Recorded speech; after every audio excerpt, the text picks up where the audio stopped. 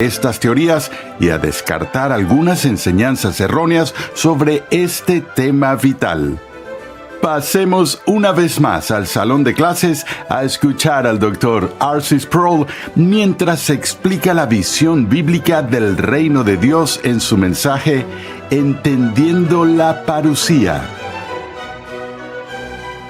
Vamos a continuar con nuestro estudio de escatología y mencioné en nuestra primera sesión que estamos experimentando una crisis de escatología, refiriéndome específicamente a los ataques que se han hecho contra la credibilidad de las Escrituras y también contra la credibilidad de las profecías de Jesús con respecto a su propio regreso. Lo mencioné antes y lo vuelvo a hacer, que estoy siguiendo la estructura básica de mi libro titulado Los últimos días según Jesús.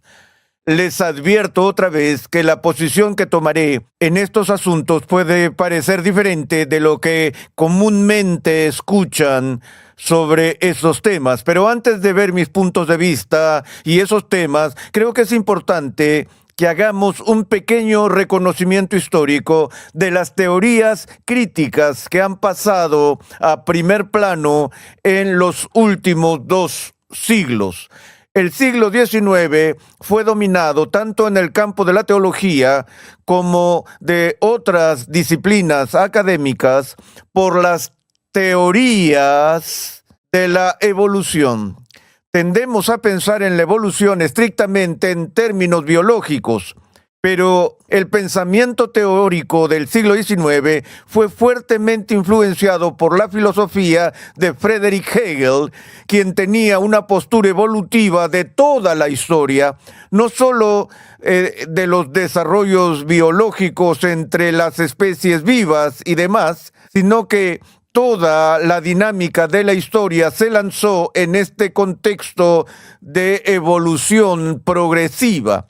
Esto fue aplicado por los estudiosos en el siglo XIX al desarrollo de la religión. Y la escuela que surgió de esto se llamó la Escuela de la Historia de las Religiones. La Escuela de la Historia de las Religiones fue una escuela de pensamiento que dominó la teología liberal en el siglo XIX, que aplicó estos principios de evolución a la religión bíblica, diciendo que la religión bíblica sigue los mismos patrones básicos que todas las religiones siguen en su desarrollo histórico, que la religión empieza de una manera simple y luego se desarrolla a un punto de vista más complejo.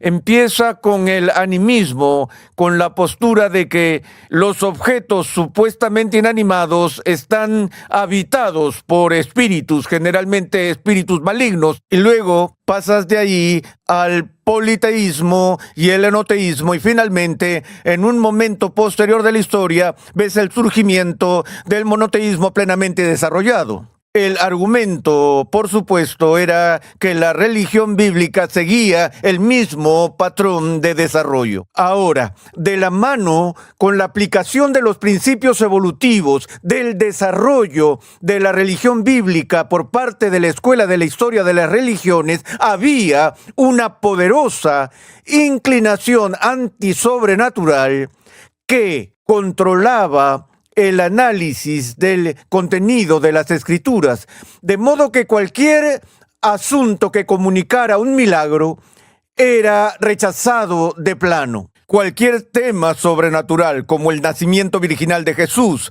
la expiación como un evento cósmico de reconciliación entre lo humano y lo divino, la resurrección, la ascensión y obviamente el regreso de Jesús al fin del siglo, también se consideraba parte de las trampas mitológicas que fueron incluidas en los documentos bíblicos. Así que esto produjo una crisis en la iglesia en el siglo XIX, particularmente en Europa, porque había miles de hombres que habían sido ordenados en el ministerio cristiano y millones de dólares invertidos en edificios de iglesias y programas de iglesias, y de repente los teólogos están diciendo que todo es un mito. Entonces, ¿qué hacemos? ¿Cerramos las iglesias?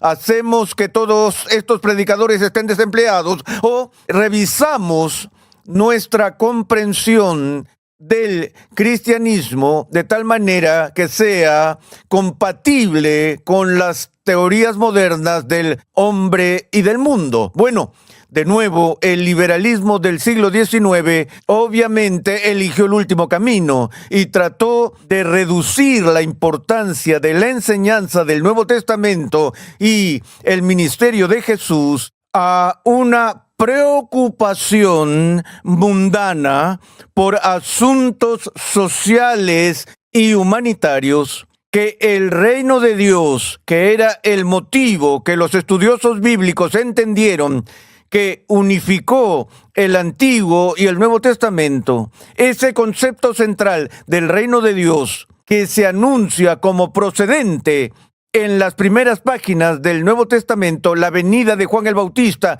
que llamó al pueblo al arrepentimiento porque el reino de Dios estaba cerca, que estos estudiosos buscaron redefinir el significado del reino de Dios en términos de ética y valores. Una de las principales figuras del siglo XIX en este sentido fue un hombre llamado Albrecht Ritschl, un estudioso alemán que argumentó que la enseñanza de Jesús debe entenderse no en términos sobrenaturales de salvación personal, sino más bien en términos de la enseñanza de valores humanos importantes, y que el reino de Dios tenía que ver con la aplicación social de la enseñanza ética de Jesús para que las personas empiecen a mostrar amor unos a otros, a cuidar a los pobres, etc.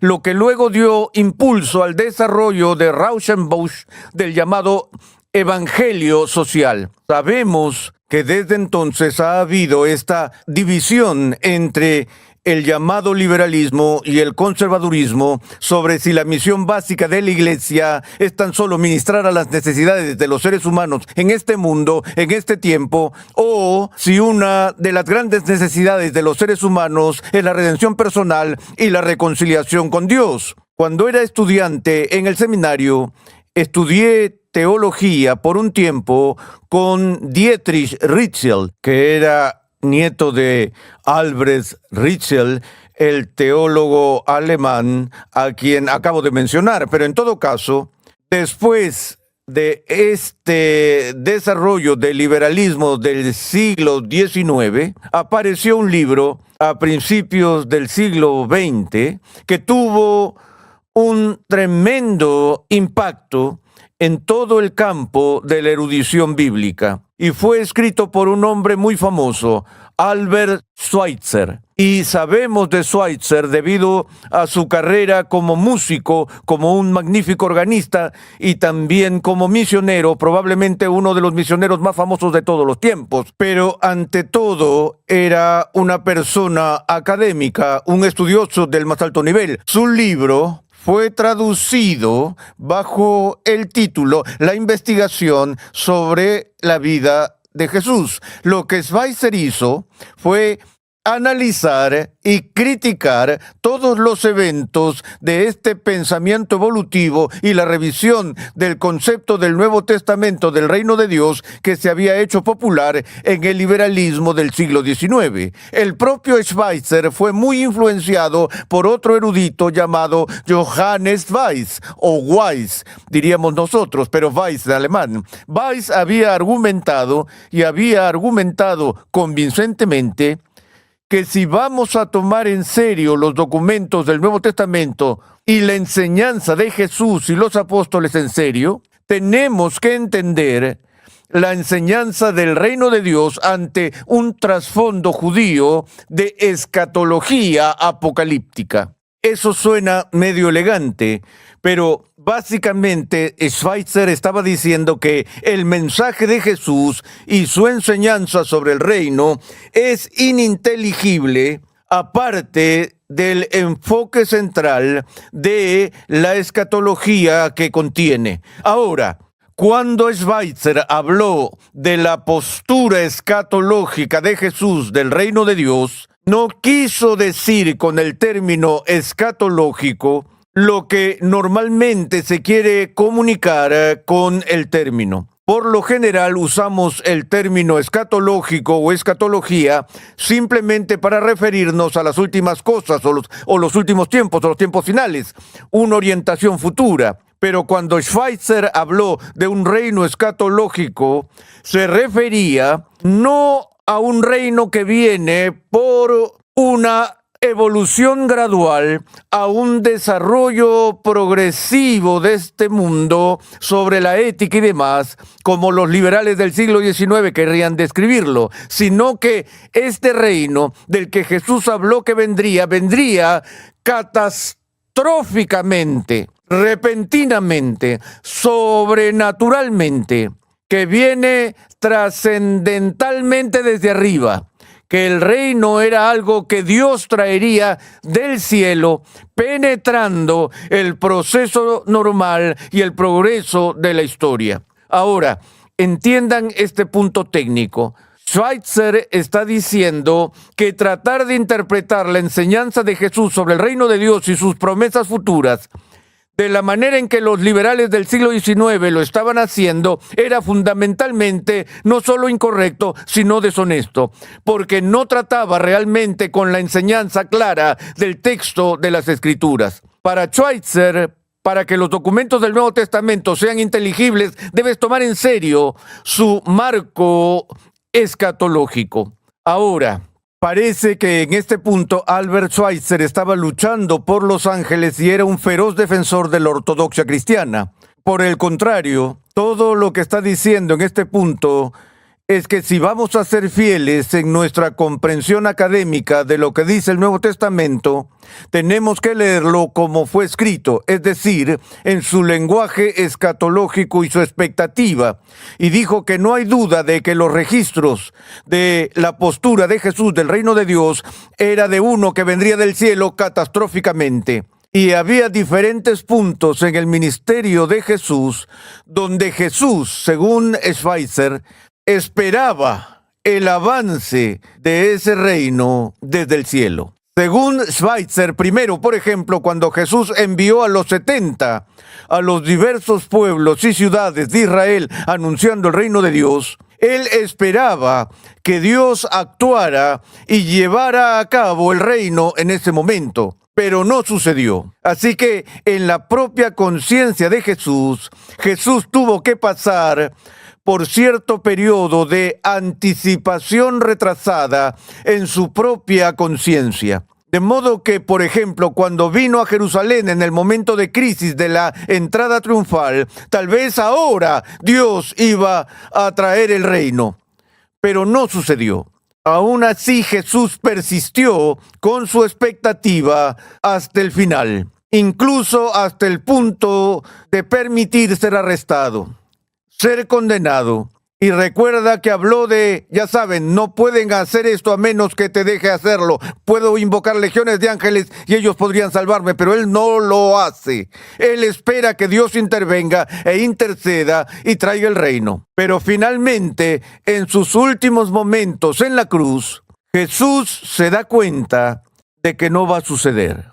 Y él clama desde las profundidades de su propia agonía y desilusión: Dios mío, ¿por qué me has abandonado? Jesús muere como una figura noble, como un gran maestro que encarnó el evangelio de amor que Schweitzer trató de predicar en todo el mundo, pero murió desilusionado por sus propias expectativas de la venida del reino de Dios. Ahora, el valor de Schweitzer es que desde su trabajo ha sido casi imposible para los estudiosos serios tratar la enseñanza del Nuevo Testamento y la enseñanza de Jesús y no darse cuenta de que está expresada constantemente en lenguaje escatológico. Esa es la contribución que Schweitzer ha hecho a esta crisis. Por supuesto, el lado negativo es que aunque argumenta a favor de la centralidad escatológica de la enseñanza de Jesús, por supuesto que Jesús estaba equivocado y terminó en desilusión. Luego habla de lo que se llama en el lenguaje académico el retraso de la parusía, que no solo Jesús tuvo que retrasar su expectativa de su venida y la manifestación de su gloria, sino que la iglesia primitiva tuvo que pasar por el mismo proceso de parusía fortrag o demora para que a medida que pasara el tiempo hiciera todo tipo de ajustes para excusar no solo el hecho de que el reino no viniera durante la vida de Jesús, sino también el que Jesús todavía no hubiera regresado. Lo que nos trae de nuevo a esta pregunta que planteamos en nuestra primera sesión sobre las referencias temporales de la gloria venidera de Jesús. Ahora, no todos se voltearon y se hicieron los locos con las conclusiones negativas de Schweitzer. Los estudiosos vinieron y trataron de hablar sobre este concepto de este retraso en la parusía, y uno de los más importantes fue el estudioso británico llamado C.H. Dodd, quien escribió sobre el Evangelio de Juan y sobre las parábolas de Jesús que se concentran en la enseñanza de Jesús sobre el reino de Dios. Ya saben, cuando las parábolas dicen que el reino de Dios es semejante a esto, el reino de Dios es semejante a esto y demás. C.H. Dodd es importante para desarrollar lo que se llamó escatología realizada. Dodd ve que en su mayor parte las predicciones de Jesús, Dodd las interpreta como haciendo referencia a un marco de tiempo del primer siglo.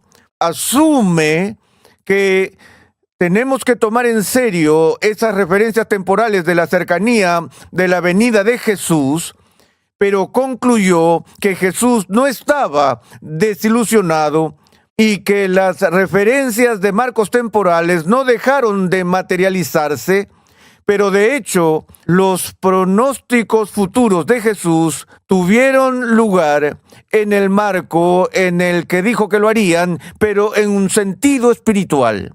Por ejemplo, volvemos a esos 3 textos que eran tan problemáticos: no terminarán de recorrer las ciudades de Israel antes que venga el Hijo del Hombre. Bueno, los discípulos vieron al Hijo del Hombre manifestándose, el reino de Dios manifestándose, porque en el Nuevo Testamento hay claras referencias a la presencia del reino de Dios. Cuando Juan viene, Juan dice, el reino de Dios se ha acercado. Cuando Jesús aparece, dice, el reino de Dios está entre ustedes. Jesús dijo, si yo por el dedo de Dios echo fuera a los demonios, entonces el reino de Dios ha llegado a ustedes. De modo que la presencia misma de Jesús fue una manifestación y una venida del Hijo del Hombre en su reino.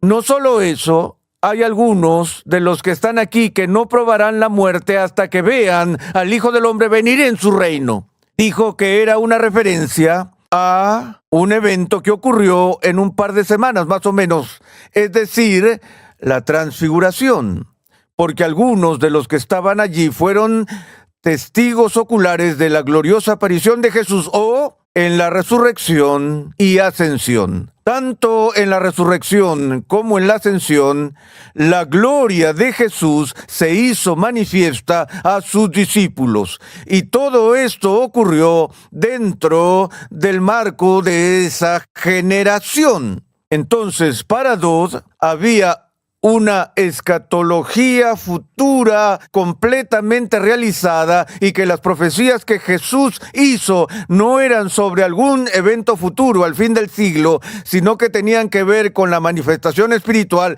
que realmente tuvo lugar en el primer siglo.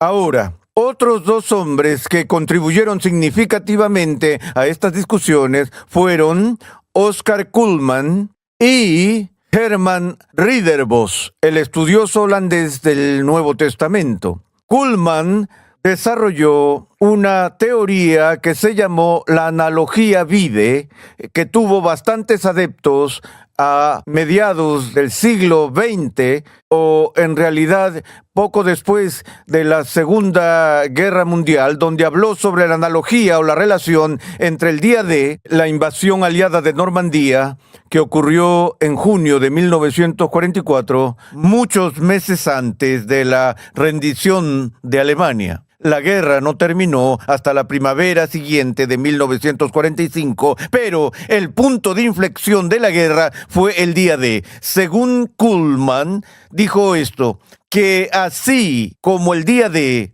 marcó el final del conflicto de la Segunda Guerra Mundial para todos los fines, la guerra terminó en junio de 1944, a pesar de que no llegó a su final real hasta que abril o mayo de 1945.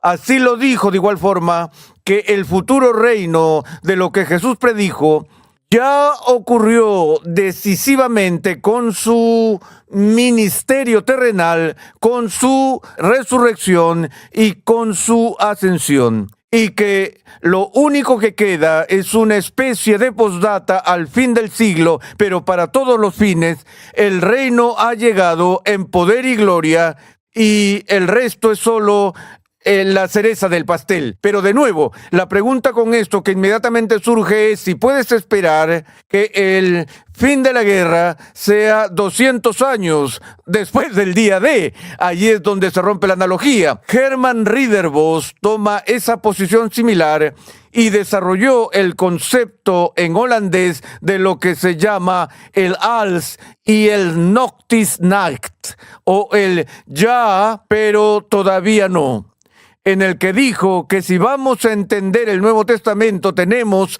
que ver que el reino de Dios ya ha llegado en gran medida. Hay un als al reino de Dios, un ya, pero todavía queda al final de los tiempos la consumación final de ese reino, el cual todavía no ha llegado. Nog is niet.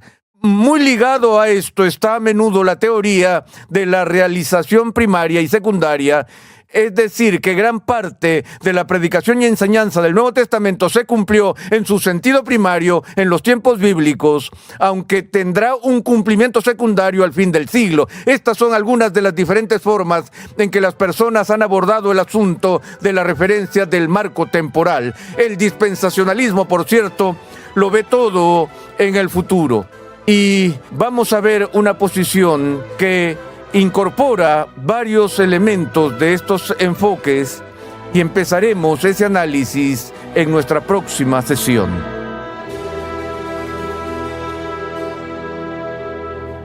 Hay tantas teorías sobre la segunda venida de Cristo.